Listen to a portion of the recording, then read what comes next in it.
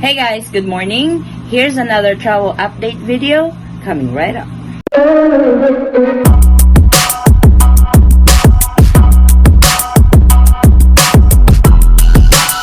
Hi, I'm Patricia. I'm the madam. Hi, I'm Ellie. I'm the hula. I'm Addie and I'm the diva. I'm Mommy Addie and I'm the boss. And I'm Papa Forrest. I'm the real boss. We are the Ito Squad.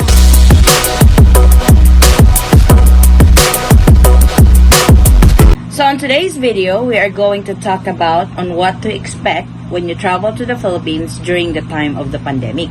I have listed 5 and this is based on our actual experience when we went home last July of this year. So number 1 is protocol procedures. As we all know that as soon as you get to Manila, there will be a mandatory swab test for all passengers coming in. Another one is filling up the ECIF form. This is very important because you will use this when you do your swab testing.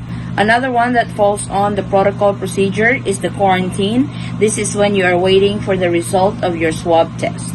Number 2 is required documents. These are the documents or the people that are allowed to enter the Philippines during the time of the pandemic. Number 1, these are the people that are Philippine passport holders. Number 2, these are the people that has dual citizenship. Number 3, issuance of visa for spouses and children of Filipino national. Number 3, lots of money. Yes, you heard it right. As a non-ofw, you will shoulder all the expenses when you go home to the Philippines. The expenses that you will be expecting when you get there, of course, the swab test payment, the hotel accommodation, the food, and your quarantine hotel when you get to your final destination in your city. It is really important that when you go home to the Philippines that you have money set aside or you have money budgeted for your expenses during this travel. It is best to have that extra money set aside for accommodation and food due to changes in quarantine and lockdown procedures. Because you will never know, you will get stuck for a while and you are not prepared for it. Number 4, a lot of patience. You will need this because you will be going through a lot of procedures as soon as you land in Manila or in Cebu or in Clark International Airport. This is not the normal deplaning anymore like we used to, but this time you have to go through several procedures as soon as you enter the airport. So you really need a lot of patience for that. Your patience will be tested on the waiting time on what's next to do when you are inside the airport. Lastly, number 5 is follow the rules. If you follow the rules, you will get done quick. Based on our experience, I have seen a lot of passengers or travelers that are complaining that their procedures are taking so long, that their procedures has a lot of paperwork to fill out. But if you just follow the rules, you follow the rules on what paperwork you need to fill out before you fly, you can avoid the hassle when you get to the airport.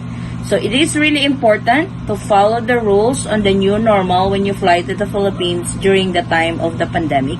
And also respect all the staff that are assisting you when you go inside the airport because they are doing everything they can. They are very helpful when you are there already waiting for your swab test and other procedures that you need to go through before going out at the airport. I hope this video will serve as reference to those who are planning to travel to the Philippines during the time of the pandemic. It has been overwhelming when you travel during the time of the pandemic, but not as much choice because you really have to follow the government protocol as soon as you arrive in Manila. If you have questions regarding your travel to the Philippines during the time of the pandemic, please feel free to comment in one of our travel update videos and I will answer you as soon as I can and I will answer you as much as I can as long as I know the answer to your inquiry. This is our video for today, guys. I hope everyone is doing well and please watch out for our next travel update video. Be safe and God bless. Mwah.